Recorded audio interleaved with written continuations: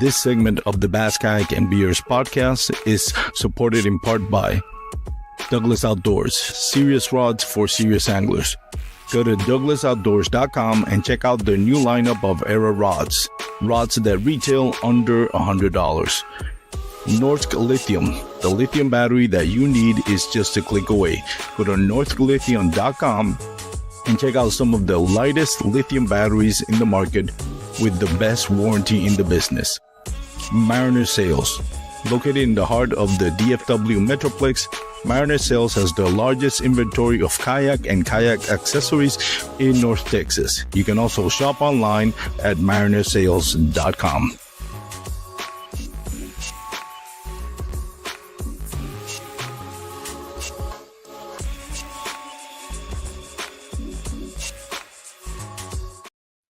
What's going on, everybody? Welcome once again to the Bass Kayak and Beers podcast. This is the real life segment with your boy Armando. Let me fix my monitor here. I feel like I should have turned off these lights.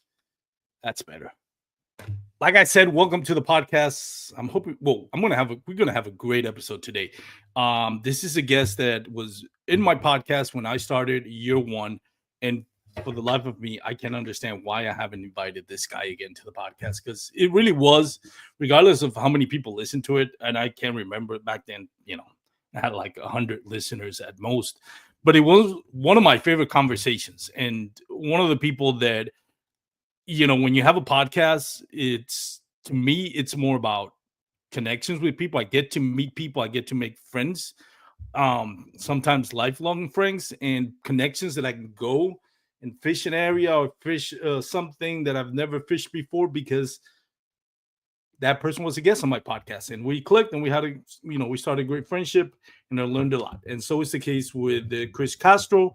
He is the host of the Next Level Fishing TV. He's been doing this for years, and today we're going to be talking about one of the things that he is probably one of the OGs at, and is kayak fishing for deep, open saltwater. We're talking about big game, Sailfish, Cobias, King Mackerel. It's a whole different ball game. And the reason why I wanted to bring him again on the podcast, which I should have done a long time, is if you remember back a couple of weeks ago, I went to Puerto Rico, went paddle fishing, not even kayak fishing, but paddle fishing for big tarpon. And that was just an amazing experience for me. And I got to thinking, like, man, I need to bring Chris Castro back into the podcast to talk about, his love and passion for saltwater fishing, open water, oil rigs, all that stuff. I was talking to Duke Trent about it. Me and Duke are going to plan a trip to go down over there and fish with this guy. Because again, as you'll hear on this podcast, it is a completely different ballgame. And Chris Castro is amazing at what he does. One of the stories that I remember from the podcast is he was telling the story that got published on Kayak Angler magazine. He's also a contributor to Kayak Angler magazine. Some great information on saltwater fishing. But he won a big yacht tournament that it was all over the Gulf. Back then it was called the Gulf of Mexico, whatever you want to call it now. It's that big Gulf that's down south of Texas, whatever you want to call it. And he won a tournament which was competing against big yacht boats all over the Gulf. And he won out of a kayak, took their money, which I'm sure they weren't happy about, to get embarrassed by a kayak angler. But you'll probably circle back to that story again in case you didn't listen to that first time I got him on the podcast. And again, that was like 4 or 5 years ago. But anyways, before I get him in, I did fish the Texas Bass Nation at Sam Rayburn. It was a great tournament for me. I had 4 fish on the board with like 20 minutes to go, and I went back to the spot that I started in the morning and caught, like, not kidding, like 10 fish in the last 15 minutes. And most of it were undersized, but I was able to circle out my limit and actually do 2 upgrades, which got me into the top 10. Unfortunately, it was a brand new kayak. I forgot some stuff, like I think the SD cards for my GoPro, so I couldn't record anything, which I wish I would have, because it was completely different from the video that I posted on OHIV, where I struggled. This one, I wasn't struggling in the morning. I was actually struggling in the afternoon. So, and the fishing was completely different. So I wish I would have able to record that to bring another perspective on another tournament with pretty much the same result, but how it completely worked out different than the previous tournament. But anyways, let's get in our guest for today, Mr. Chris Castro. How you doing, man? Long Hey, time no brother. see. Armando, it has been a while, dude. Man, you beefed me up good, dude. You do a great job. I'm gonna say you're the best, dude. Really? Yeah, that was great. I Wow. mean, the fact that you still remember some of those stories. Yeah, it's been about 5 years since that tournament that you were talking about. But yeah, good job, dude. So I'm Well, I here. appreciate it. I'm here. I'm a little older, but I I'm here. yeah, we're both a little bit older. I got a beard now. It's mostly white now. So Just for men. yeah, I don't know if I want to do it though. Um, last time you were here, we talked about that. But for those of you that are not familiar with Chris Castro and Next Level Fishing TV, educate everyone on what is it that you do and the type of fishing that you do and how you got started with it.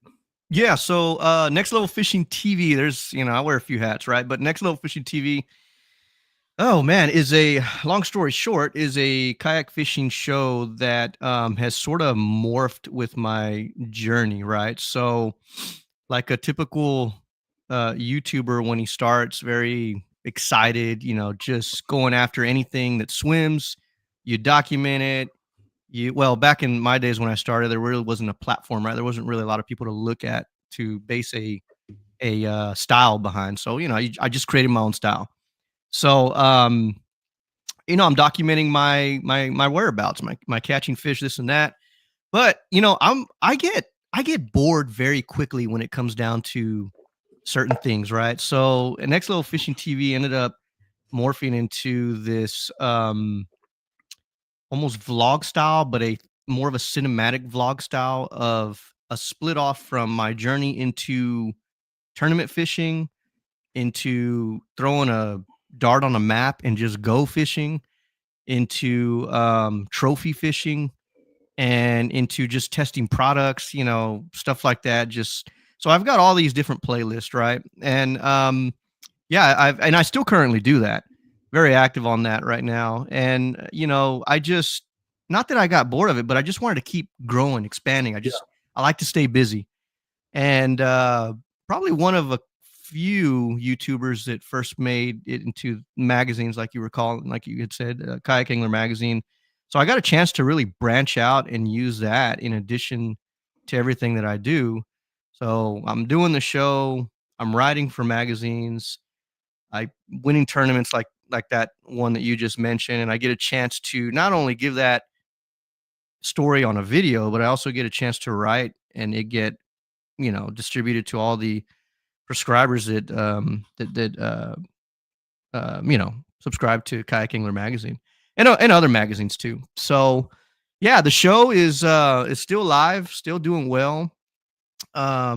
We are actually, the next filming is going to be in Pompano Beach, Florida. So I'm actually the coach for the Texas U.S. angling team. I was nominated to join that and to not only lead and help organize this team, but they actually put me in as a wild card to compete. So I'll be competing for a Team USA spot here in about 1 month from now at Pompano Beach, Florida, in the Extreme Kayak Fishing Series to hopefully represent the United States internationally for offshore. That's awesome, man. Yeah. There's the sport has grown so much. I think about kayak bass fishing, and kayak bass fishing has exploded in the last 10 years, right? Um, but back before kayak bass fishing was becoming popular, I mean, ocean kayak fishing was getting very popular as well. I remember Jim Salmon era. Yep. yeah, Jim Salmon. NBC Sports. Yeah, they were all over it. Yep. The you got me into this too. The Pacific Warriors that you remember from only lasted one season. Yeah. In was it Discovery Channel? It was Discovery Channel. It was like the deadliest catch, but for kayak bass fishing. Yeah, and funny enough, dude, get this real quick. So one of my favorite guys to watch on that show, his name was David. Yeah, he's the guy that made the dude pick up rocks. He had like he was bringing up this youngster into the offshore kayak fishing scene, and he was getting them in shape. Had him walk into the beach, pick up these big old rock boulders, and walk them back underwater, like 10 feet underwater, and come back. Okay, well, David, I look at this guy, I'm like, all right, this guy's my hero. I love it. I love what he's putting this young cat through. Fast forward 10 years later, dude, and this is the guy that invites me to coach the Texas U.S. angling team, dude. So Really? what a beautiful like circle of events, right? You're 1 minute you're watching this dude on Discovery Channel, and the next the dude's inviting me to represent the state of Texas. Wild, dude. That show was crazy. I remember, was it Kimi too, the one who would go on a kayak and does spear fishing? She's gone on huge now, dude. Yes, with meat eaters. She's on Meat Eater now. Yeah, dude. I was like, wow. Yeah, so crazy, man. I'm so stoked for her, dude, because she seems like such a gentle soul. Like, yeah, she's passionate about everything she does. She, everything that she catches. I mean, it's all like preparing it, the meal, just the whole man, dude. She captures everything of what it is to be. Yes, I don't want to chop this word up, but Hawaiian, right? Yeah. So I love it. I love her, man. She does great work. I love following her. Yeah, she's pretty good. She's one of the ones that I follow from social media. I've actually tried to get the guys from on the podcast, but because of the time zone, they're in Hawaii. It's almost impossible. Every time we try to schedule it, something happens. We have to cancel. And it's that island vibe as well. We'll do it if we have time, but we're on island time over there. Nothing runs on time over there. I know that. I lived in Puerto Rico, so I know how it is. But I would hopefully one day I'll be able to get him on the podcast, because I remember that show.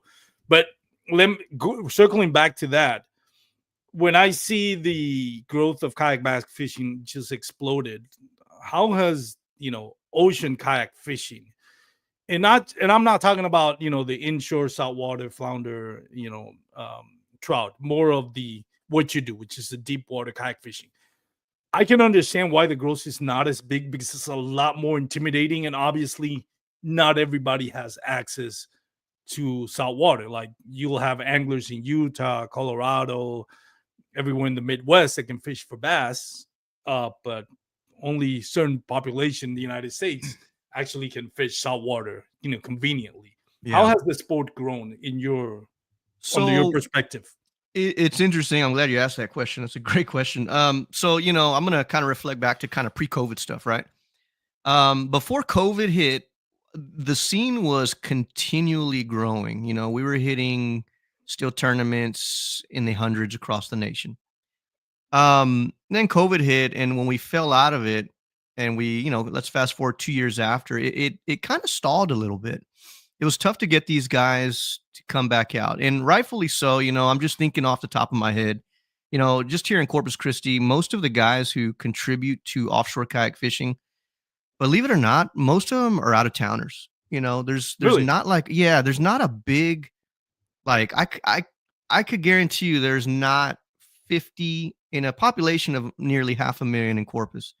There's probably, or nearing 500,000. There's probably not but 50 of us, maybe 60.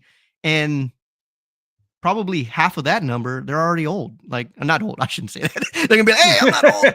I'm not old, but they're not like in their hungry prime state, where they're just going.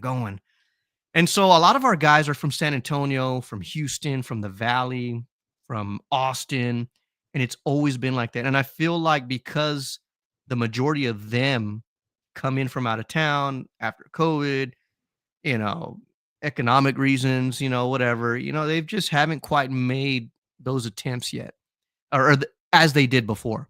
Mm-hmm. But something has definitely changed. So fast forward present day, there's a lot going on. I'm going to whip it kind of back and forth here, but you've got, Robert Field and company out there in Panama, and they're doing their thing. There's a resurgence. There's a hungry. There's a drive to go after something that is just much bigger than a fish you can hold in your hand, right? Mm-hmm. We want two hands, and there's been a big population of guys going overseas, spending money with the airfare and all that, and that's in Los Buzos, and they're going over there in one trip, and they're getting fish of a lifetime.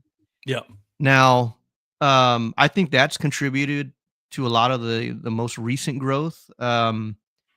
The scene down here is slowly starting to trickle up. So I recently started a league, and I know we're used to the term tournament, but this is an actual league which has a lot of different elements involved in it. And we hit nearly 100 interest, and we stopped it at 40.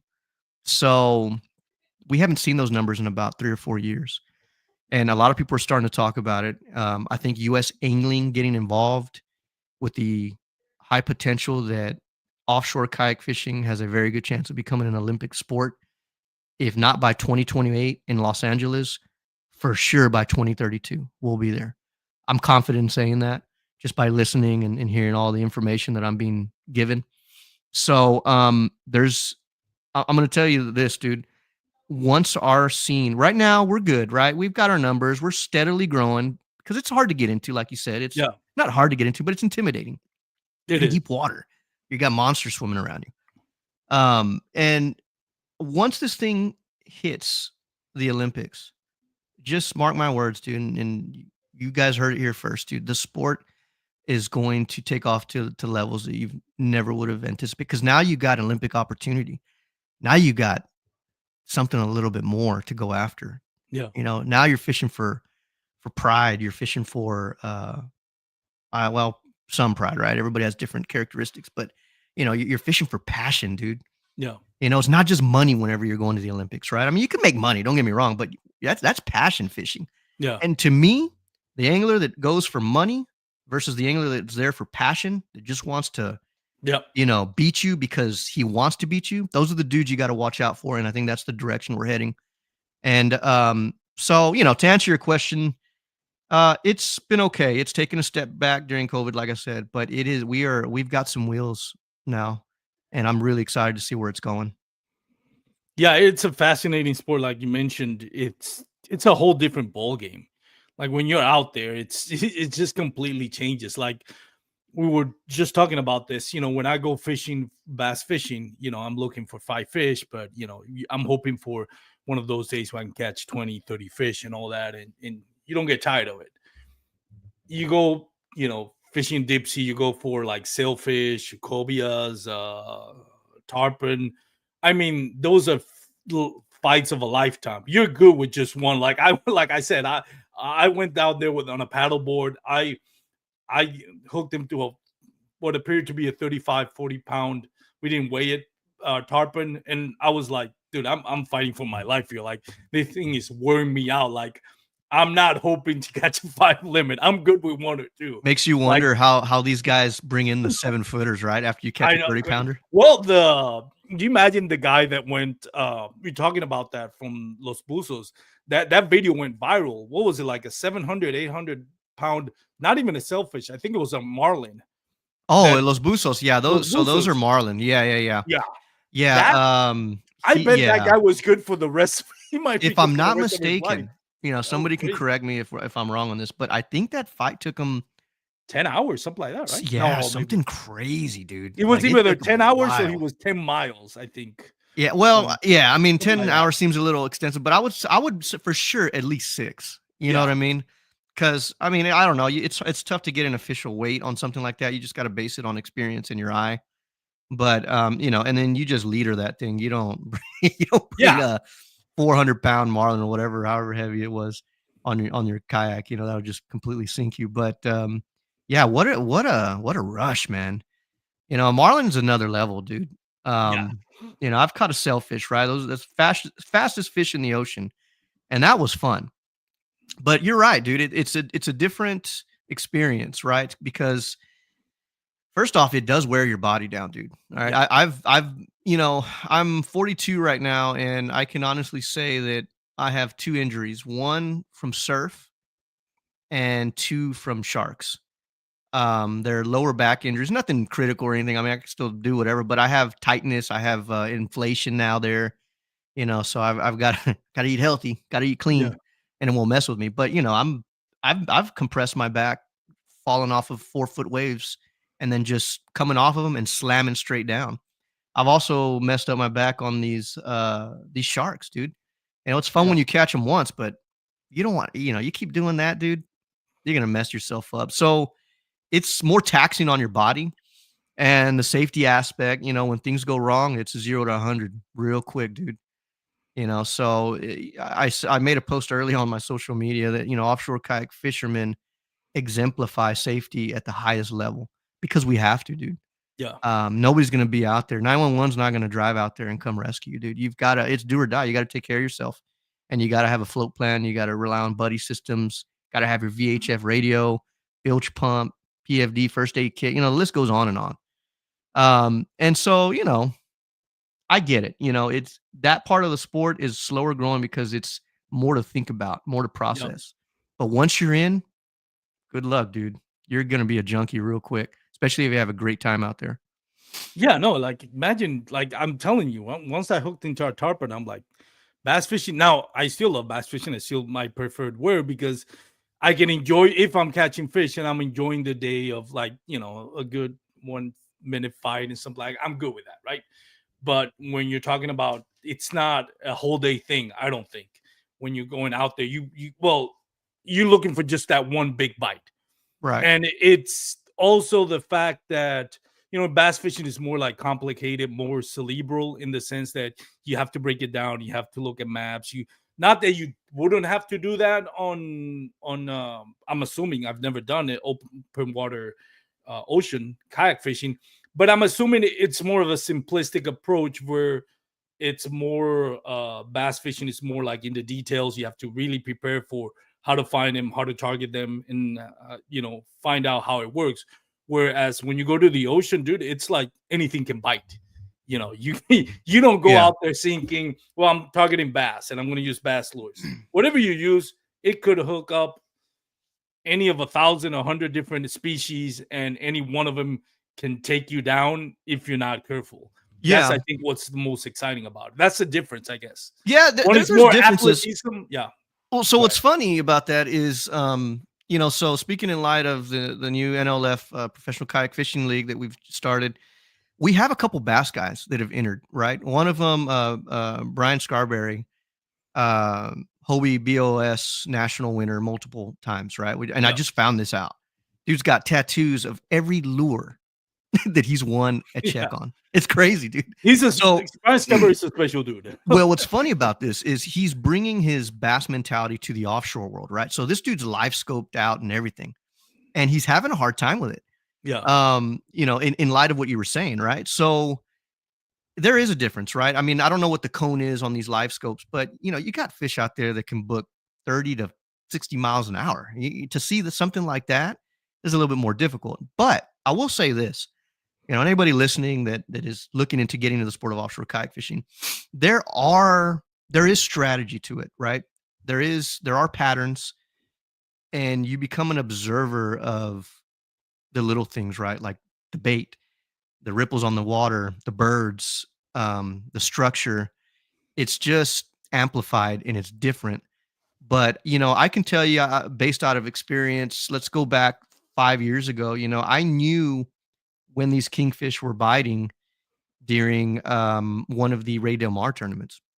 And I had 4 guys around with me and we grouped up.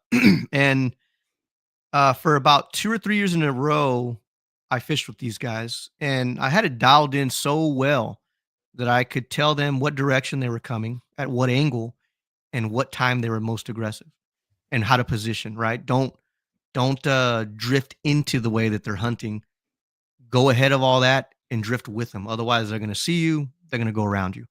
So there's little details when it comes down to pelagics. I understand pelagics are free roaming and whatnot, but there's some subtleties there that you really, if you can embrace them and you know how to work around all the elements, there's good strategy. I mean, just 2 years ago, I was one of few who brought in fish, and Brian can speak to this. Nobody really caught much, but I knew that day 2 things. I knew that there was bait around, and I knew that kingfish were running, but they were hugging tight to structure. So my strategy tightened up. My strike drag tightened up. I knew if I was going to hit something, I'm going to need to winch it out of structure. So there are these little things, right, that do play a part into it, but it's more of like paying attention to that and waiting for it than looking at a radar Yeah. and seeing what's in front of you because these fish swim. So yeah. It's a whole different ballgame. But what I would say in general, both require a certain level of skill and athleticism, and both require a second and a certain amount of planning and knowledge.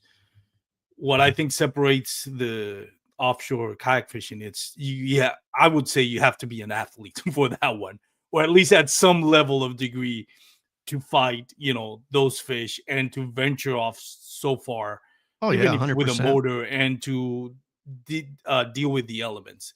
I think it takes more of an athletic approach, more taxing on your body than, like you mentioned, than bass fishing. Yeah, I think yeah, athletic wise 100%, dude. A rookie that's coming in, he or she may only be able to go offshore on the calm rookie days, as we call them. These are the slick days. This is surf that's a foot, right? But you're only going to get maybe a dozen of those a year. But you're more advanced and you're more athletic, more skillful full angler is going to be able to push on those chaotic days, 3 foot plus, 4 foot. He really knows what he's doing and the sets are spread out. You can even make it on 5 foot plus days. But you got to know, number one, you got to you got to be the athlete to be able to do that because you get crushed on a 5 foot plus surf out here in Texas. At least it's different for every other region that you go to, but 5 foot surf in Texas, dude, man, you'll break something, dude. You'll hurt yourself. And I've been through days like that, and I've messed up on days like that, and I've gotten injured on days like that. So yeah, dude, the level of athleticism is, and it's comforting to know that. Like if you're that kind of an adrenaline junkie, I love the fact that we do have a sport in fishing that requires that physicality to really maximize your potential. Without that, it's just another day of fishing, another day of casting. But offshore, completely different. The good guys can get out there. I've been on those tournaments where of a field of 120, less than 10 could make it out. And I've so yeah, it's there's a line that is drawn through the sand of who can do what and who can't do what when it comes down to offshore kayak fishing. So, you just got to be careful. What's been like your craziest day as far as things going wrong for you on the water? Like, what's been your worst day of just So I have a lot not? of rescues Yeah. under my belt, unfortunately. It's not something I like bragging about, but they each are scary moments, right? So just a couple of them. I can give you a couple examples. Bilge pump has always been the reason for these rescues, but sometimes you get these guys that load up their kayaks, car top, or even the trailers. They overwinch it, they overstress their kayak, and all of a sudden they've developed a stress fracture. Mm. Or perhaps it's a new kayak that is just released. We don't know much about it yet. And all of a sudden there's a crack right there where the seat meets the plastic. And now any little bit of water that comes in is getting water and getting water. And that individual doesn't have a bilge pump. The craziest days out there have been that where I'm having, and this is before motors, dude. I wish I had motors back then, but having to pull a big 120-pound kayak filled with water and I'm paddling with my arms, getting them to surf so that kayak can get rolled into the sand and get him rescued. Yeah, there's been several of those as far as rescue. Those are always the scariest, right? Because people panic and then all of a sudden I'm pulling a guy in the back of my kayak and I feel like I'm trolling a human being and I'm not trolling for, you know. so that's one. There's also been a lot of scary issues with sharks. A fun, scary one was I remember one time me and Albert Guzman were out there. Actually, this was only like 2 years ago. Dude, we were infested with sharks all around us. And it was to the point where they were almost hitting us. And it was that time when a viral video came out of all these like thousands of sharks coming off the shore of Gulf of Mexico. Oh, well, yeah. dude, I felt like that herd arrived.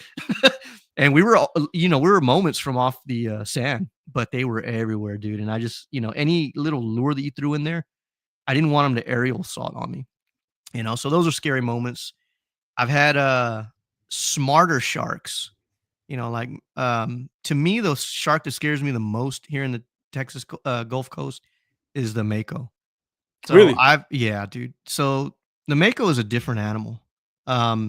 Its IQ is a little bit more elevated than the rest, and a mako will sit there and just like hone with you. You know, like he'll be underneath you and position his body up, and he'll look. And that I've only had that happen once, and it's because I had a fish that was already injured, but the intelligence of it not to He like can tell like approach the me, yeah, vibration. and I let it go, and I literally had my hair sticking up, and he got pretty close, dude. That was one that really did scare me. Um, Outside of that, dude, it's a cobia. I remember So that one. The one that you broke the my yeah, dude. it's not a So hammer. What is the it? cobia before that Oh, was okay. just as big. David Villarreal was out there with me, and cobia when they gill flare, it's almost like a largemouth bass, but just quantify that by 10, right? Yeah. And it almost landed on me, dude, and that would not have been good. So those are some moments that have been a little chilling, but you just gotta be aware of things. Like if you're a clumsy individual, It's not I good. mean, we all know clumsy people, right? If you're that kind of a guy and you have no fear, there's no element of respect, like don't do it. You get Yeah. eventually something bad's gonna happen to you out there offshore. What's protected me is my fear and my respect for the sport. Yeah. I still get, people say, man, you make the surf look easy. I still fear it, dude. I still fear it. I hate to flip. I don't like it. So I've gotten very well at forward entry and I can surf waves and all that stuff, but I don't like it, dude.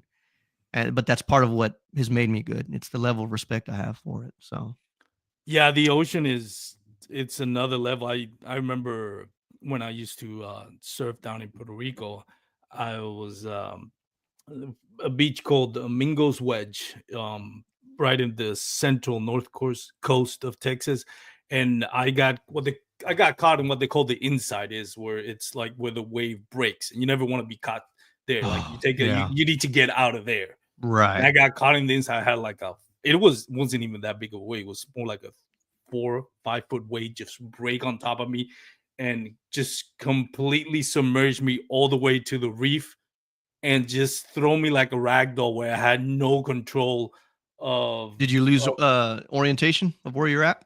oh yeah, Did no, you not know well, what up was up kind of thing? yeah, but with I always wear wetsuit, which has a lot of buoyancy. So I when that happens, I all I do is tuck in. I've learned to just tuck in, protect your body, protect your limbs, and you'll come up. You'll come up. If you try to like, you may be heading the wrong way. So all I do with that, I know with the wetsuit, it's not a PFD, but it's enough to, it'll bring you up pretty quick, Right. especially if you have something like a 3 millimeter, which is probably the thickest you can wear when you're fishing in tropical weather. Otherwise, you can overheat. But yeah, I remember I had no control of my limbs. Like I was like just a ragdoll. I was like, I'm just gonna tuck in. Hopefully, I won't hit the reef, and I'll come up when I come up. There's no Scary. fighting.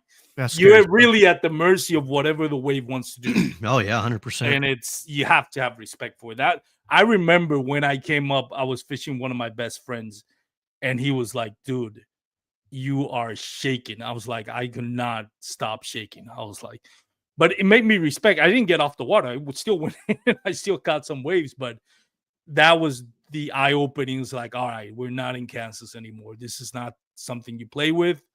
I actually have some another different type of respect to freshwater fishing. I've said this many times on the podcast because obviously you don't see the same conditions, the high surf and all that on a lake, but an element of the lake that I took for granted when I moved to Texas is freshwater, and I knew that. I just completely forgot. You don't float. Hmm. Saltwater, you float. Like Yeah. even if you're just having a bathing suit, the salt is gonna push you up. Oh You yeah. know, even when the undercurrent, it's still gonna push you up.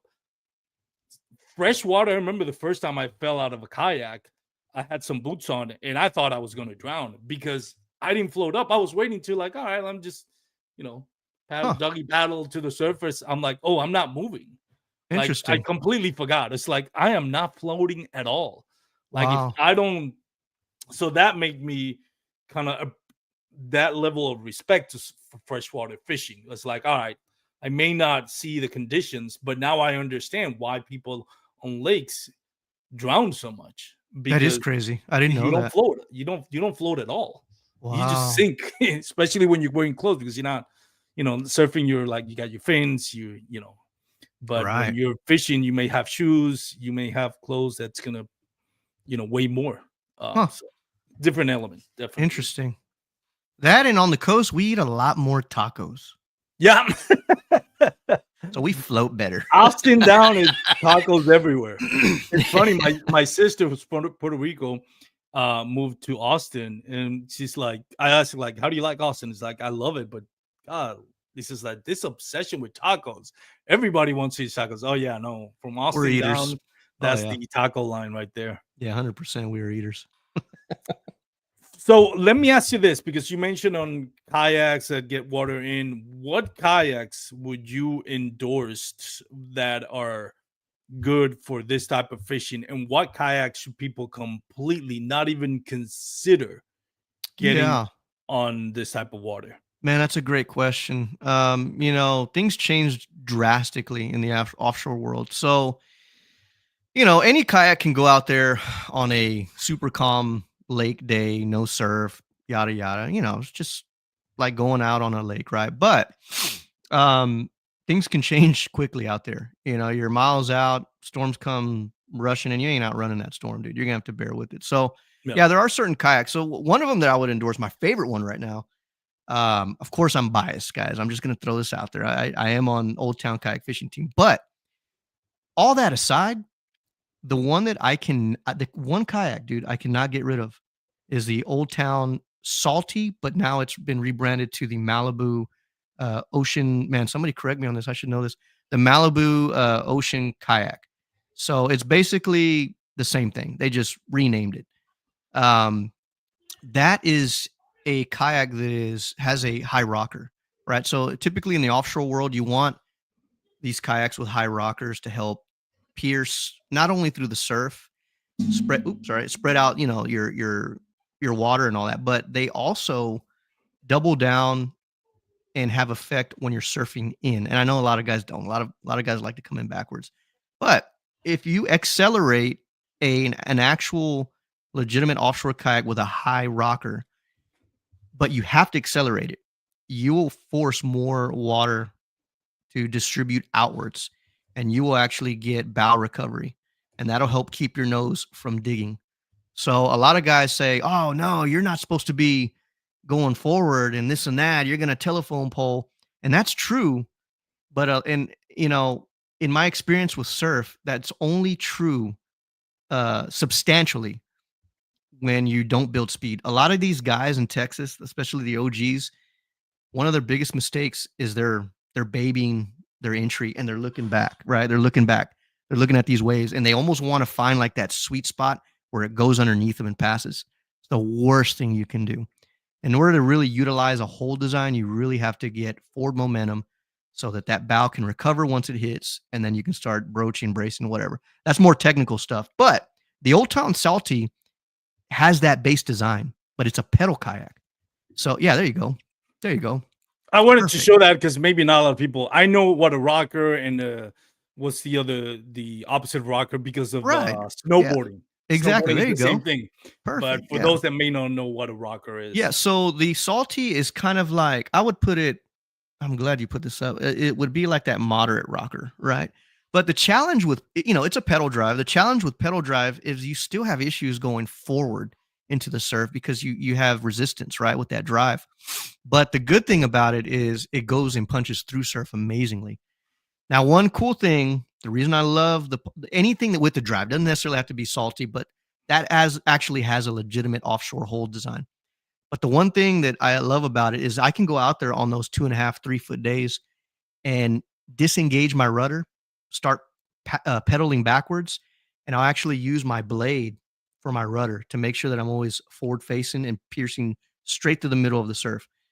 And you obviously don't want to get caught going full blown reverse momentum. Otherwise, you're going to end up having a bad day and get flung out backwards. But if you're wise enough, or if you've been through the surf enough times, you can know when to jam forward, bust through, get in between the set, go back, get back closer to the surf. When another wave comes, bust forward, bust through, go back. So we call in Texas, we call that and I don't know why they call it this, dude, but they call it the Paris Hilton entry. I can imagine. Yeah, I don't know. That was back in like the second generation of offshore kayakingers. They dubbed that, and we're still running with it. So, oh man, yeah. So that's a good one. Outside of Old Town, your Vikings are pure offshore fishing kayaks made out of New Zealand. Stealth, pure offshore kayak fishing, or pure kayak for offshore. The Stealth, you definitely try it before you buy it. You got to have your A game, be well seasoned to be able to fight fish on that. Amazing primary stability, but it's different. The kayaks to watch out for, your big heavy kayaks, dude. I mean, don't get me wrong, dude. There's Hobie makes fantastic kayaks. Every kayak has a weakness, Native makes some good kayaks that can go out there. So does Wilderness System.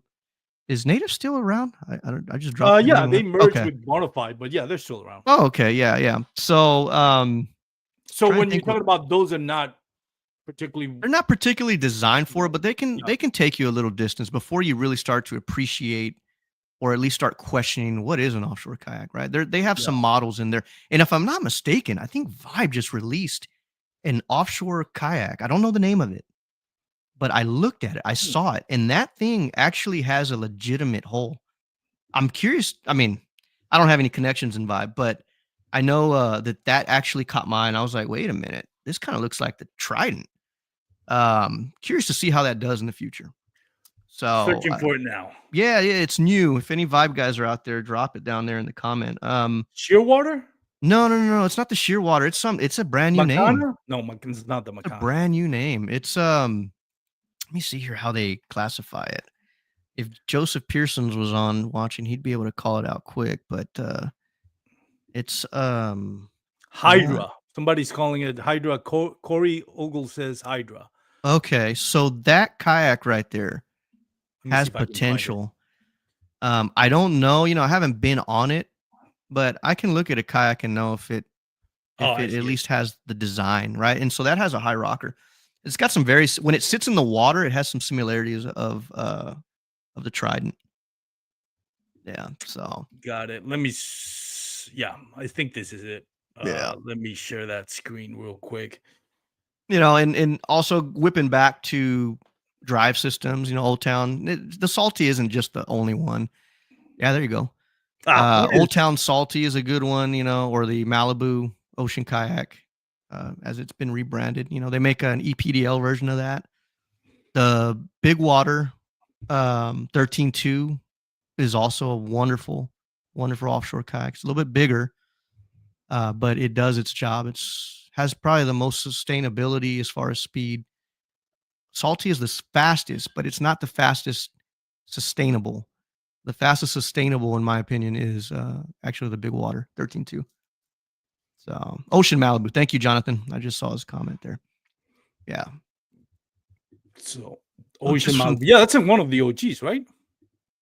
Yeah. So, but it's basically the Salty. It's been rebranded. Okay. They just, had a resurgence on. They put it in a different category. So Johnson Outdoors, as most probably know, if not, well, you'll know today. They used to own both Ocean and Old Town. They still do, right?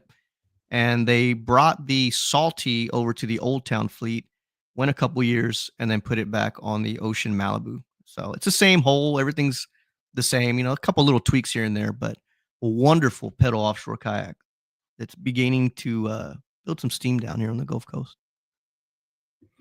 And I also think, just looking at it, and correct me if I'm wrong, like it seems like that niche is a little less expensive than now what we're typically seeing with freshwater kayaks. Oh, 100%. Yeah. I mean, it's a crazy thing. It's a whole different ball game, but it's a lot cheaper. Yeah. The only problem is, your rigging is quintessential in offshore, right? Yeah. So there's no like soft landing zone. If you flip your kayak, which will happen when you offshore kayak fish, you better have your rigging set up to where all your stuff is protected when you're coming into the surf. If not, you're going to be losing $1,000 units. You're going to be frying $8,000 to $1,000 lithium batteries, and you're going to be losing $1,000 motors, right? So, I've been a big fan of Railblazers since my existence. It's actually one of the first accessories that I've obtained as a kayak angler, and that's just one that I'm affiliated with. But yeah, I mean, they have everything, and they're built out in New Zealand, so their DNA is big water. So yeah. I was gonna ask you as far as motors go, because obviously the salt is a lot more corrosive, right? So there's that element to it. Is there any motors out there that you prefer? Say, hey, because of maybe the performance or the salt aspect of it, that you should consider getting one instead of the other? Yeah, there's it's give and take, man. Albert Guzman would probably have a lot of great info on this also, but so I've used all of them, right, to an extent. I actually have the brand new Bixby sitting. I'm filming some stuff on it. I have a lot of experience with them. I have been on the Newports, the Torpedoes as well. They all have little issues, right? So, I'm going to be transparent about this. So, your Torpedo obviously probably has the best build quality, right? So those parts involved in it, you'll pay for it, but they're going to last you a lot longer. Newport, wonderful. A little bit more cost effective. The draw to that is, maybe they've just went a little bit, I hate to say the word cheaper, but more cost effective on certain internals, on certain grades of stainless. People don't realize that just because you say stainless steel doesn't mean, there's different grades to stainless, and it's not rust proof, it's stainless, right? We get so used to these words, and so those have had issues down the road in the salt, but a lot of it is kind of just maintenance. Bixby, even though they don't have the power, is the last two that I just mentioned. Honestly, Bixby's longevity is probably superior to all of them, just based off of experience and people that I've talked to. If Bixby can get up and compete with the 1.8s or even the 3 horsepower, and they can bring in their technology over, holy moly, dude, it would be a no-brainer for me. But I think they're still rocking at about that 100 horsepower, which is good, right? Yeah. I love the assist factor. I don't mind having a Bixby and going, I can still keep up with the 1.8s. I got to put in work. But that's why I do this, dude. I mean, I don't have chiseled abs riding on a motor. I don't have abs, by the way. You have the keg. You have the keg going on. Hey, man. No hate here. I'm the same way.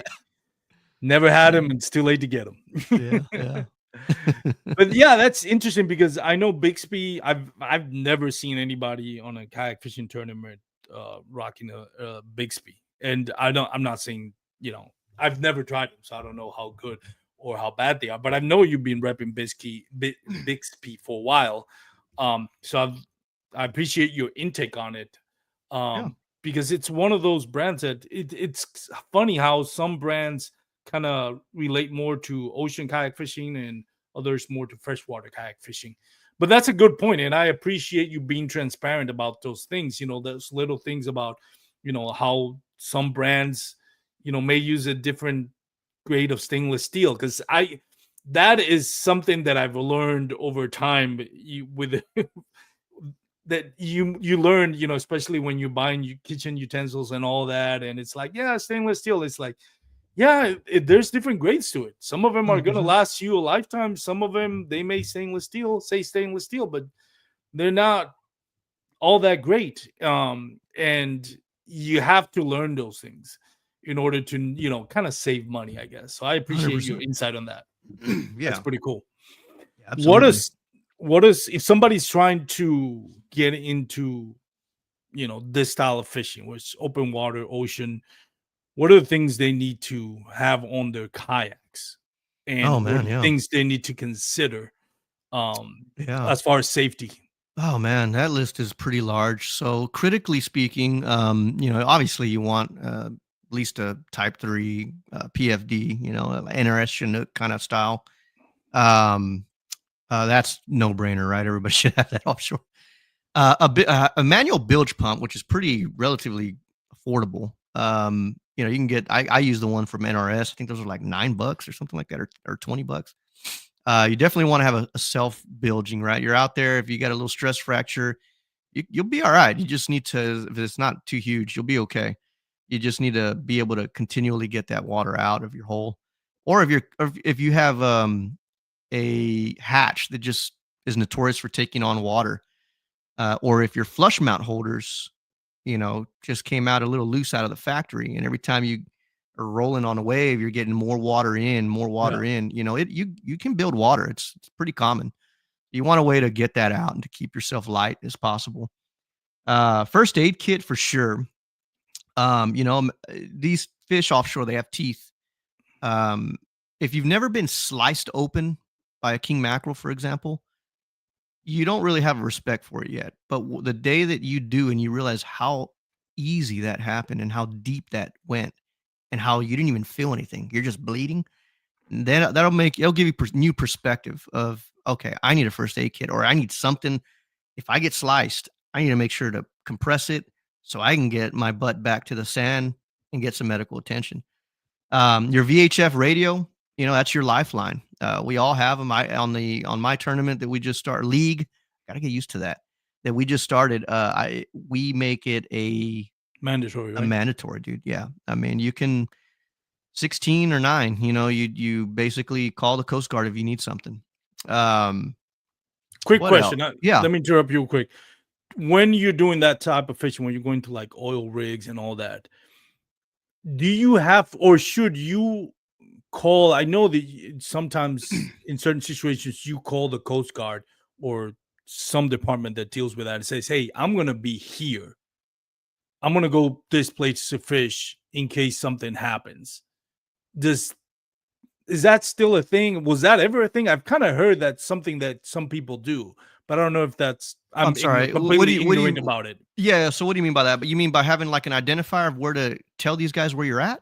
Yeah, like Yeah. maybe is that a thing there? Yeah. Like, So and you again, I'm definitely. speaking out of pure Yeah, ignorance no, here. no, no. I mean, Yeah, the more data, the better is when you call the Coast Guard. So I've been yeah, around guys who have been rescued before. So the first thing they're going to ask you is what depth you're at, right? So if you can give them a depth, that's going to give them a line, and they can ride that line. And if you can give them a rig or a point of where you launched, they'll be able to find you pretty quick. Um, yeah, so it's always good to have your fish finders. This way you can give them a pretty decent, accurate depth, and you can at least say, "Hey, I'm 1.2 miles off at 30 feet," or what have you. Launch next to the Bob Hall Pier or what have you know, and they'll find you. You'll stick out like a needle. They'll find you pretty quickly like that. Now, should you let them know beforehand that, hey, I'm Chris Castro, I'm fishing this around this area, in case something happens if I don't call back by a certain time? oh, I'm sorry, I misunderstood. You mean before, like to have a Yeah. float plan? No, you can't. No, don't you don't. They're not going to document any of that. Okay. I mean, and it's not really going to. I mean, it will matter, right? If you do get a hold of somebody for that, but no, the best part is to have a float plan in the sense of letting your friend, your wife, Mm. your dad, whoever, a cousin, let them know, hey, I'm going offshore. This is where I'm launching. If I don't call you back by this amount of time, come out and look for me, or just begin to be concerned. You know, that's your best bet right there. And to double up on that, so that you're not out there alone, you definitely want to take a partner, man. You know, if there's two of you out there, Yeah. chances of achieving a successful rescue is significantly increased. Yeah. What are some of the things that you recommend when things go wrong? Whether you're injured, your kayak is taking water, what are some of the maybe not so obvious advice that you would give somebody that it's in that situation and doesn't have any help, or help is not going to come soon, may not come soon enough? What should they do? Like Yeah, maybe, don't panic. yeah, That's one thing. You know, don't panic. You'll freak out. You know, make sure you got plenty of water there. I recommend if you, especially if you're taking on water from a crack or something that you just didn't identify until you got out there. Um, I guess there's a lot of different things that could happen, right? You can't prepare for them all, but um, if it's a crack, for example, and you're comfortable because there's sharks in the water. I recommend getting out and just making your way back to, the good thing about ocean is that, especially here in Texas, those waves are going to push you back to the shore. No. But you need to definitely assess everything. Jump out, start bilging out, figure out where this crack is at, start swimming out where you need to be. And just don't panic. I've been around sharks, right? And I've been in waters with sharks, and they know you don't belong, right? So if you see one, don't panic, right? I mean, don't mess with one that's feeding, especially on a Yeah. bait ball. But if you're leisure fishing and one comes rolling, it knows you do not belong, 9 times out of 10. And it'll go on its way, just don't start splashing everywhere, start screaming. Don't become the lure, right? Don't become the topwater. If you're cut, if you're slashed open and you're bleeding, man, use everything at your disposal to tourniquet yourself, whether that's your buff, your shirt, your underwear, whatever it takes, man. That's why I always recommend you have that first aid kit, because there's going to be gauze in there. And hopefully you have a partner there with you that can at least tow you back. Definitely have a tow rope, right? Those are a couple, those are things I would recommend for sure. But the main thing is stay calm, man. Don't panic out there. It can be very intimidating. I used to go scuba diving, and I remember they have a name for it, but I completely forgot. When you resurface and you realize you can't see the coast, is that primal fear? And that happened to me once, where I thought I was heading one way, and I didn't realize the current was pushing me. So when I was kind of like, "Where am I? Like, I should be at this point by now." And when I resurfaced, it was like, holy crap, I can't see. There's no reference point that I can't explain to. I don't know if you experience this, but on scuba diving, when you resurface and you're supposed to be able to see the coast and you can't, that level of primal fear is something that I've never experienced, even when surfing, even when I get caught in a wave. It's different because it's not physical. It's that, how do I not panic? So I don't know where I'm supposed to go. Like, there's no reference point. It's Do I hard. swim this way? Do I swim that way? And what you mentioned about not panicking, it's like, well, if to me, what happened, the way that I got back, it's like, okay, the current's pushing me this way. So hopefully what I have to do is go the opposite direction without going straight into the current. Like, I kind of figure out, okay, I should be going this direction. And Right. sure enough, I did. And the thing about it, it's not that I wasn't that far off. It's because you are literally at sea level. If you have waves, and you're not going to be able to see it. Like, if I was standing 2 foot above the sea level, then I can clearly see that the coast is right there. But I don't know if you've dealt with that or So the closest I've had to that feeling, and easier said than done, right? Don't panic and say it, yeah. and then you got to live it and breathe it is another story. But I've had the beginning stages of heat stroke before, to where I wasn't like vomiting or anything. I wasn't to that point, but I got lost in an area that I know, dude. Like I could close my eyes and paddle through this area. And I just was busy fishing, catching fish, and I was forgetting to drink. Felt okay, but then all of a sudden, on my way back, I got this sense of confusion, and I didn't know where I was at. And I was like, "Oh," and I knew, boom. I had enough sense to know I need Yeah. to start drinking water. But and so that's when I first had felt that. And yeah, it was tough not to panic. I panicked, dude. Be honest with you, I panicked. The only thing, what saved me, dude, was my fish finder. It was tracing my routes, and I had Oh, enough sense in me to say, "All right, follow this line and just drink water." By the time I got back, I was actually okay. Like, I came out of it. I was at the very, very beginning stages, and I was able to self-realize, "Oh my gosh, I haven't been drinking water." So, yeah, dude, it's tough, right? And you almost have to train for stuff like that, right? That's stuff that you train for, like in the Marines, to deal with stresses like that. So easier said than done, but just do your best not to panic. Really, just kind of bring in all the data that you can, if you can, and figure out what you need to do to save your butt, man. no, Oh yeah. it's interesting that you mention it. I was remember on a podcast where Steve Ranella was talking about, kind of being ambushed on a campsite by a bear. Um, and he had the same mentality that everybody that hunts. It's like, oh, if I see a bear, I'm just gonna grab, my gun. I'm gonna, shoot it, and it's, every man that has testosterone will say the same thing, including myself. Oh yeah, I'll grab whatever and I'll shoot it. I'll scare them. But he said he froze, and this is a guy that we know that spends most of his life hunting and outside. He said it's humbling. It's like I completely froze. Somebody that was with him actually reacted, and kind of saved both of their lives. But it's one of those things where you can play out the scenario in your mind, and you can convince yourself that you're tough enough, and you're not gonna panic and all that. And it's good that you say those reminders, but the reality is when we're in those scenarios, that's when we know what we're made of. Because Oh it yeah. could happen to anybody. It could happen to the toughest, smartest guy in the water. If things start going down and everything and the perfect storm of everything comes together, I don't care who you are.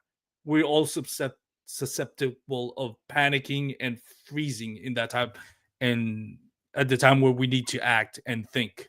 Yeah. Absolutely. 100%. Yeah. Like So Eugene said, you got to be mentally prepared for what may happen, right? So think it through, and then when it does happen, do your best, man. It's that's a slippery slope, dude. To be honest with you, Armando, it's tough yeah, to discuss because it's easy to talk about. It's more difficult to play it out and to do the right things when stuff hits the fan. So and like you mentioned, when we're talking about ocean kayak fishing, you could be hooked into anything. Anything can happen. Like the possibilities are endless. There's no one cookie cutter way. This happens to this happens to that. This happens. Things go wrong. Stay calm. That's the only. That's the only consistent. Stay calm. Analyze yep, the situation and then act upon it. yeah, Um, 100%. Very interesting. Well, moving into more less scary subject, what's been probably some of your most, and I know you probably can't just pick one, but what's been some of your most memorable catches? Oh man, memorable catches. Yeah. So since the last time we met, obviously the Sailfish was really what I mean. I was already kind of developing a name for myself before the Sailfish, but the Sailfish was what really opened up a lot of doors and opportunities for me, especially in the publication world. So the Sailfish is for sure top of that list. What followed after the Sailfish was what helped drive some amazing other catches. I was getting a lot of criticism for that Sailfish. Oh look, this and that, which obviously it is, right? Perfect time, right place. Um, but I had a little chip on my shoulder, dude. I was like, man, like, why not just congratulate me? Yeah. Why press my button right there? So I went on a trophy hunting mission, dude, for like the next 2-3 years after close to whenever we had that last podcast. And I targeted just anything that was big, I went after. And I just kept going and going. So the cobia was pretty solid. And that was 57 and a half, a solid cobia. Broke a bat over its head, a wooden bat, broke my rod, took That was an epic everything out video, of it. by the way. Oh man, it's crazy. The cobia whisper, Marshall Mamak Jr. was there with me, Hawaiian native. Glad he was there to witness that. And a few other of my friends were there also. And then I started going into a trophy king mackerel craze. I kept hearing about these, the 50s was like my first trophy step. Got a lot of those, but I really wanted these rare 60-inch kings that float around Corpus Christi coast. And I went on and got two under my belt. One of them was like closer to 61, and the other one was like 60.25 or something like that. Monsters, dude. I mean, the bodies are like 2/3 of my waist. You know what I mean? Like these things are huge, dude. And those have been memorable ones. Your 30-inch trout. I also, speaking in light of the offshore tournament that you had called out when you Oh, introduced me. before we leave, we need to talk about that. The Oh yeah, yeah. NLFP. So I went on a mission to not only beat some boats offshore, right? Challenging these multi-million-dollar boats that can have the whole Gulf to play with. I ran it back and again got a little criticism. He got lucky. So we did it again, and we did it inshore. I went up against some of the best trout anglers up and down the Texas coast, and we pulled up a podium off. We got second or third, I forget which one it was. But dude, you're talking we missed like I think a $20,000 or $30,000 check day by like an ounce, dude, or less than a pound. But we still podiumed against all these boaters, and we haven't been back since. So we did it offshore, did it inshore. Those were great trout. Sorry, I got a little off subject there, but 30-inch trout have been awesome. The big bull reds, I love targeting as well. You know, I've caught a couple 50s and a lot of 48s. What else, man? I think those are my acolytes as far as big fish go, dude. You know, I do the inshore trophies pretty frequent. I've got that dialed in. It's really, I'm still after some rare species in offshore. You know, I do want a big tarpon. I do want a solid mahi. Those are two that I've got targets on. So let me ask you a question here. You had to choose which one you can only do for the rest of your life. Hypothetically, you can only do one: inshore, offshore, saltwater. Which one would you do? Offshore. I don't even have to think. I don't even have to think about that. When you do offshore, is it catch and cook all the time, or is there some catch and release? Oh no, I can release. You know, you can tail grab a kingfish. I got to be careful. You know, tail grab a kingfish, drain it out. You don't want to bring it on too green, and you can dislodge hooks if it's not swallowed. But if it's fully engulfed and it ain't gonna make it, I'm gonna bring it in and harvest it. I can give these fish to friends, family. You know, I don't mind that, right? So I eat most of everything of that I do offshore. Which, by the way, I don't know if I want to classify this, but I did catch a pretty big. Well, we contributed to catching a pretty big wahoo recently, but that was on a boat. Boo! Oh yeah, I saw that video. That post on it. I was like, yeah, I'm not even gonna go there. Forgive me, Armando. Forgive me. I should not. Nah, it's all good. That's so cool, man. Let's talk a little bit about. Wasn't on the agenda to talk about it, but I saw your post, and you looks like you are the president of what is it? That league that you mentioned. Talk about it. How can people join it, and what's it all about? So the NLF Pro Kayak Fishing League is specifically an offshore kayak fishing league, and I say league because it's different, man. So this was tough for me, Armando. I'm not gonna lie, dude, because I'm a competitor, dude. If I like to win, dude. I'm gonna be honest with you, you know. And do you know? It's hard to put myself in this position, but it's needed. You know, the community, the offshore fishing community, is in need of a series, not a series, but a tournament or league, what have you. So as a competitor of offshore kayak fishing, I've taken myself out of the equation and have started a league, right? And so what classifies it as a league? Well, the coverage for this event never stops. So this has been 5 years in the making, kind of secretly, and we finally released it this year. It's a league that you just don't enter. You actually have to be a part of a draft system, and it's in front of a committee. Yeah, it's you enter a draft. You have to show your interest. Every angler gets interviewed. We want to know what kayak you're in, what's your safety equipment, how many years you've gotten, how many acolytes do you have in the offshore kayak fishing in particular, how many podiums have you got, how many wins do you have? You're building stats, right? So these anglers get put into a draft, and we have a draft week before offshore kayak fishing even starts.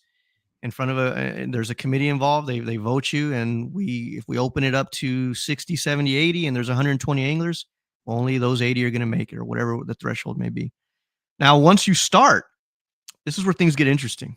There's pro-am seeding, as we call it, right? That's your first. It's a self-activating tournament. So Texas, unfortunately, you know, the weather here, man, it's gnarly, dude. You know, we've had so many tournaments in years past where they either cancel it because of bad weather timing, or we got to go in 3-4 foot days, and only 10% of us have the skills and ability to make it. I rewrote everything, dude.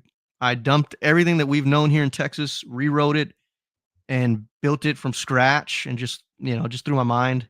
Didn't really take anything from anywhere. I just kind of said, you know what, this is what we need to do to maximize the potential. So it's a self-activating tournament where these anglers have to give each other, or they have to give the commissioner 48 hours notice. And when they do that, they're on the clock. They're given an activation code, an identifier, and they go out there the day that they target. They got to be back and weighing their fish at Roy's Bait and Tackle, and they get standing. So right there on your screen, you see where it's yellow. and it goes into gold and then blue. That's the seeding, right? So those are all their weights. This is our test flight right here that you're looking at. Now, something interesting happens here, Armando. So once these guys score, if you make you make top 6, but this changes, right, in a field of 100. So this is a small shrinking version. You get bye weeks, right? So if you get good, if you're scoring good and you stay out of the middle of the pack and out of that cut line, the cut line is what separates the gold and the blue. If you can stay out of that cut line, then you're good. You get a bye week. You're automatically into the championship. But if you don't, you go into a interleague tournament where your score is wiped. You got to use a second activation, and we're torn. We don't know what we're going to do yet, but it's either going to be an elimination head-to-head competition, or it's just going to be a, high weight to low weight goes in. The bottom half is going to go to the Invitational Championship. The top half goes to the Pro Championship. So the field gets split in half. Now you got. Kind of reminds me of European soccer. Yeah. Well, that's interesting you say it, but yeah. So the field gets split in half, and the top tiers, the top of the cut line, is accepted into the Pro Championship. The bottom is the Invitational Championship. So even if you do bad, you're still chasing something. Yeah. And then if you enter the middle, that middle pack, it gets highlighted, man, because there's only 10 of them. So all eyes on them while everybody else has a bye, and they're watching these guys duke it out to see who's going to progress to the championship or the Invitational Championship, Pro Championship or Invitational Championship. So there's a lot to it. It's different. And we're excited. There's interleague records, there's stats. So we have a PPA stat, we have an attempt stat, we have a small algorithm that gives power rankings. So at the end of the season, all these anglers have a power ranking. And when we revisit and go into a brand new draft, it's going to play a vital role on who gets in and who needs to take a seat. So it's crazy. There's a lot of moving parts, dude, but it's a breath of fresh air. It's different. I don't think we've seen anything like that in the fishing world. So we're excited to introduce it, and it's going to bring a lot of hype. And what I wanted for the offshore community is I wanted continual coverage. Our tournaments are wham, bam, thank you, ma'am, 1 day, 2 day, and that's it. You don't hear about it for the rest of the year. I wanted a draft during off season. I wanted, a kickoff party. I wanted these guys to go out. Every time they fish, they get media coverage. When we go into the big water, the blue water Big Ten tournament, I wanted to emphasize that. And then we go to the championship. And then I want to talk about the power rankings, the stats, their league records. Like I really wanted these guys to get, value out of this. And so that's where we're at right now. So, yeah. That is absolutely cool. I love that aspect of just how much stuff it's going on. When we talk about bass fishing, it's kind of cut and dry, as far as the standing goes. But this has a lot of nuisance to it, like in a good way. I mean, yeah. Kind of like reminds me of European soccer, where even the low-level teams have something to play for. Like, yeah, we can't compete with the Man Cities or the Real Madrids or Barcelonas of the soccer world, but they have something to play with. They have their own version of like what is a successful season. Exactly. And that's the point. And that's really the point. And not only that, but it's there's a lot of moving parts to it, right? And that's what I wanted. I wanted there to be options. I didn't want anybody to feel like they needed to get, they wanted to stall out halfway through. Yeah. These guys are continually fighting for something, and I think that's important moving forward with it. Yeah. Where can people get more information on that tournament? For right now, we are on Instagram. Yeah, we're on Instagram and Facebook. The is at NLF Pro League, or you can just look up NLF Professional Kayak Fishing League on Facebook, and any of that will pop up. I tell you what, even if you're not ready for it, just watch. Look at the coverage. Look how much. What stage we're bringing them on, right? So I'm merging my NLF show brand, bringing it to a tournament scene, and I'm combining the stages across all platforms. So all in all, if you look at the YouTube, the Facebook, there's 2 Facebooks I have. I have the actual show page, and then that. You're talking about a stage of 80,000 that we can easily reach, right? So when these guys are performing, We're going to use that platform to build these guys up. And that's a pretty dang good number. You know what I mean? Like that's, that's 80,000 people that you can potentially reach out of this in all reality. It's just like going to a semi or professional sporting event. So I want to be able to use that and figure out a way. How do we bring in fans? Like, how do we make fans out of these anglers? So we've got some ideas. We've got some things that we're working with. I'm going to announce this right now. I haven't announced this to anybody publicly. I'm going to announce it on yours, right? So go ahead. We have a goal. The goal is to become the first saltwater league that is not a entry fee league. We do want to chase sponsorships to where we are funding it enough to where these anglers do not have to pay for an entry fee. But that being said, your draft becomes super important. Everybody wants to be a part of something, right? But if they just want to be there just to be there and not perform, very highly likely that those guys will not be reinvited back, right? Because, hey, I don't have to pay anything. I got nothing to lose. I'm just going to go and have fun. Maybe I won't even activate. No, so you're graded, right? So that's just where your stats come into play. So it's a very different animal, dude. Very different animal. A lot of moving parts. We're in big talks, right? So we'll see what happens, but we would love to be. I know the bass world, I think there's something going on there where they had a no entry fee there. But Bassmaster Elites. Yeah. It's not happening kayak fishing. Hey, but if it works for you, we're trying, dude. We're sending Steve Owens over there. Yeah. And well, we're going to start small, right? I mean, if I can get a few $1,000s for these guys and they don't put anything up front, hey, that's a win. And I'll continue to build it and continue to network the way I need to get it to where we ultimately want to go. But the difference is this is 365 days, not continual, but it's coverage throughout the entire year. You're not just signing up for a couple of days or a weekend or half a year. There's so much going on in this thing that we have lined up that it is continual push for this sport. So I'm excited to see what happens, man. The media on it, I think that's the working that part out is so important. I've always thought one of the good media outlets that I see, and I'm not saying that has to be the route, but when I look about, I love mountain biking, and mountain biking in a way it's kind of similar. It's hard to televise that because it's a whole day thing, kind of like with the tournament kayak fishing. It's 8 hours.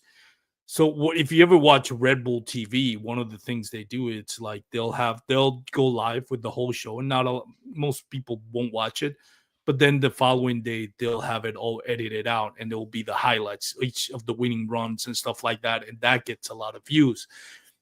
So I think something like that eventually. Now I'm not gonna say that I know anything about how does that work, but I think that's something that could be explored with some type of streaming channel that would be interested in high octane sport that you're not gonna have this drawn out this hours long where nothing happens, but it's gonna be mostly based on the highlights. Yes. If you put a 1 hour 2 hour event on it just based on highlights and the progression of it, that sells, in my opinion. 100%. Yeah. People would tune into that. I'm not saying it's going to be as big as NFL or NBA or anything like that. Of course, we want to be realistic, but it's something that maybe a streaming channel would actually be interested in investing on it. Yeah. If we can get it there, that would be great.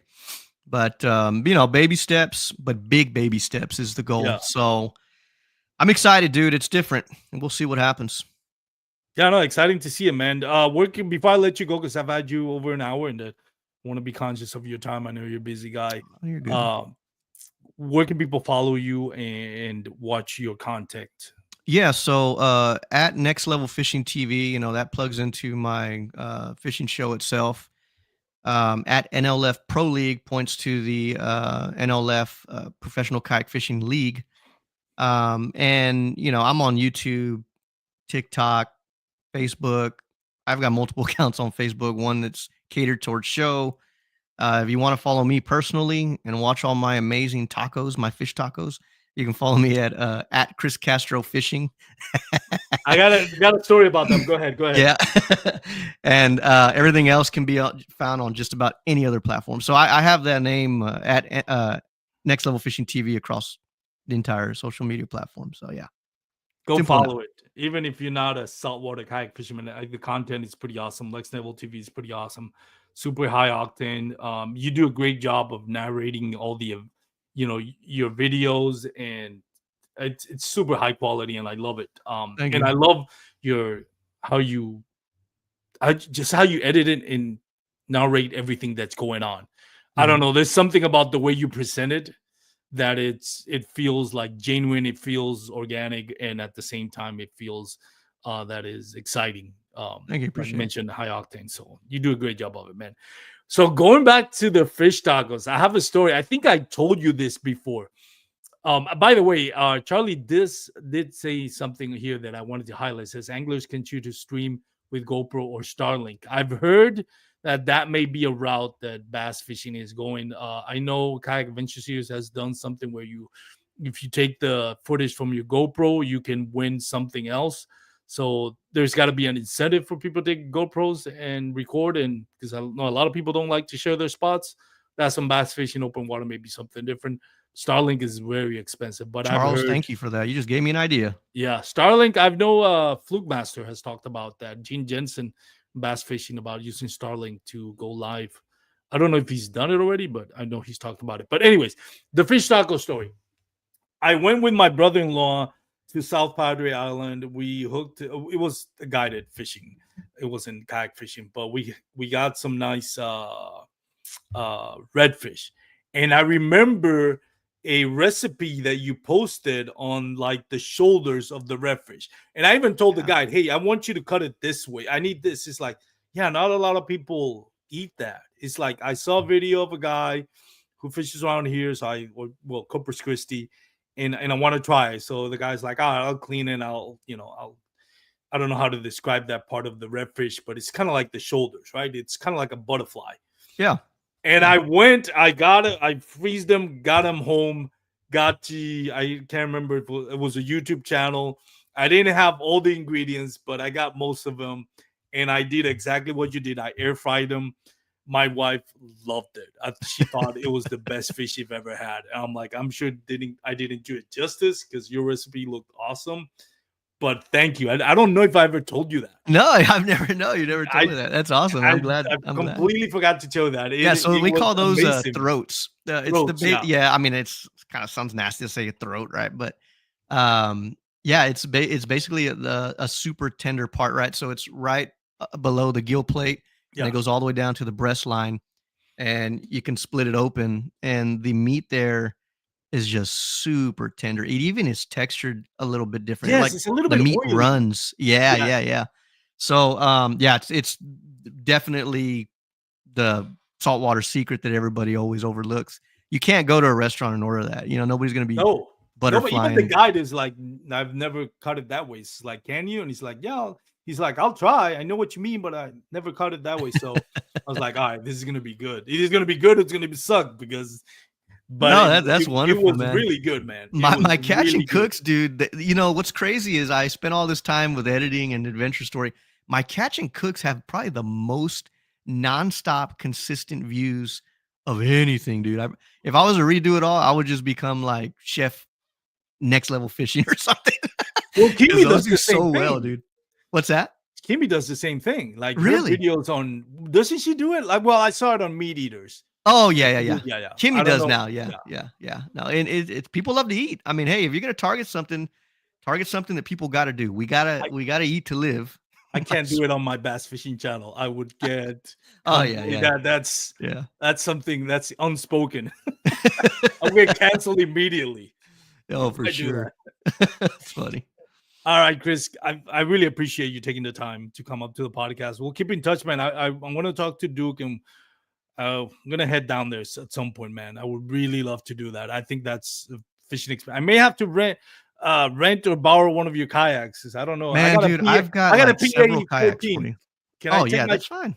All right, Fine. cool. Yeah, you bring it down, dude. And maybe by the time you guys get down, I'm building a studio and I'll be launching my first podcast also. Maybe we can all get together.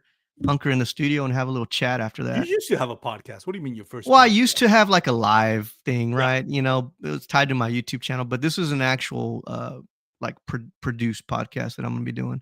Oh, nice. I'm still about 2 months out. I'm actually building a structure for it, so we're almost there. Hey, But I'd anything we love to can have help. you, man.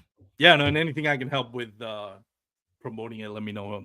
You know, my social media channels are open to helping the sport grow, whether it's salt or freshwater, inshore or offshore. Awesome. Well, thank you so much. I really appreciate it, Chris. For those out there, they're going to be fishing this weekend. Please, last holiday weekend we had. I know there was several people. I know one in particular, Lake Grapevine, passed away due to a jet ski hitting a kayaker. Just be very aware of what surroundings. If you're going to be underwater in your kayak, which honestly you probably shouldn't on this holiday weekend, but if you are, just be safe. You know, it's wear your PFDs. There's Yeah, 100%. way too many death in this year and the past few years with kayak anglers. I guess it's part of it because the group sport is growing, but one is way too many. So Yeah. wear your PFDs, stay safe, and enjoy the holiday weekend, everybody. Thanks for watching. Remember, you can follow us, Bass Kayak and Beers, YouTube, Facebook, and Instagram. So take care, everyone. Have a great night. Peace out.